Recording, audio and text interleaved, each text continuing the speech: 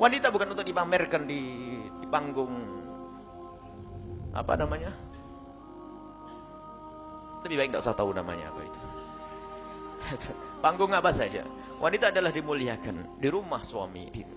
Jadi ini bukan cara yang baik. Katanya saya ingin lomba dan sebagainya. Hei, kalaupun anda seorang yang soleh lalu ikut lomba, yang melihat anda bukan orang soleh. Ini wanita cantik ini, saya mau dengan dia. Anda akan dikejar.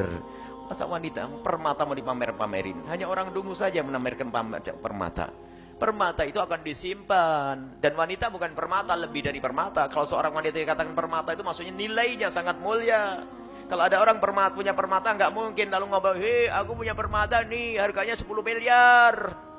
Wah, pencuri datang nanti. Sembunyikan, ditaruh di peti, petinya dikunci, taruh lemari, lemarinya dikunci, mau keluar pintu rumahnya, pintu kamarnya dikunci, pintu rumahnya dikunci, gerbangnya dikunci, pesan sama satpam, jangan sampai ada masuk rumah. Itu permata. Bagaimana anak perempuan kita lebih rendah dari permata? Hei itu kalah sama nangka. Tahu nangka? Dibungkus biar mateng, nggak ada nangka itu langsung buka dada. Hei kelelawar dulu aku nangka. Nggak ada itu. Jangan kalah dengan nangka. Kita perlu wanita mulia. Wanita punya iffah, punya rasa malu, kehormatan. Sehingga di saat dirinya diperhatikan kaum laki-laki risih. Nah ini pamer. Budaya apa itu? Masuk pondok kadang-kadang. Tidak seperti itu wahai ahli iman. Kita perlu membiasakan wanita mulia. Yang menjadi masalah adalah bukan sekedar keadaan di situ, mungkin pondok mengadakan diperbesar-perbesar. Yang ikuti siapa itu? Sekarang dunia pamer itu adalah dunianya iblis, pamer kekayaan, pamer kecantikan, pamer aurat. Itu masa kita akan masuk dunia itu? Syiar bukan begitu caranya. Itu merendahkan wanita. Tidak perlu seperti itu. Dan jangan ikutkan putra-putri Anda seperti itu.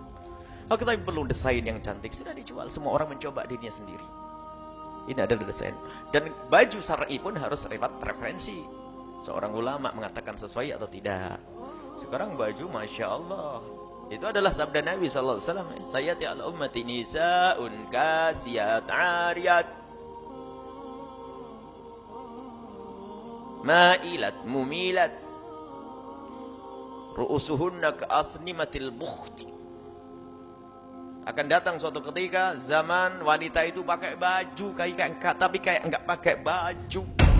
Padahal sudah menutup aurat tapi masih menggugah syahwatnya orang. Bagaimana tidak? Masih ada hal-hal yang tampak membangkitkan syahwatnya kaum pria.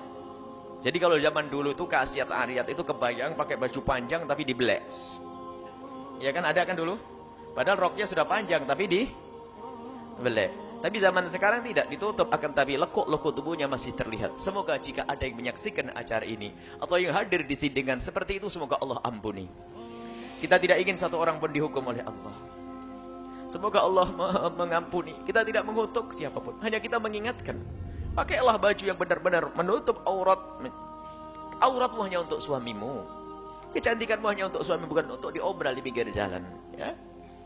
Kecantikanmu hanya untuk suamimu. Dan wanita mulia, wanita yang merasa risih jika kecantikannya disaksikan orang lain. Dan kita menemukan wanita-wanita mulia di kampung mulia, di Tahrim sana itu. Wanita itu kalau ada laki-laki berjalan di belakangnya tolong seminggir. Merasa risih kalau ada laki-laki berjalan di belakangnya. Karena mau tidak mau lelaki yang di belakangnya akan melihat lekuk-lekuk tubuhnya. Makanya adabnya laki-laki, hei para santri, jangan berjalan di belakangnya perempuan. Rendah. Karena apa? Matamu adalah normal, manusia.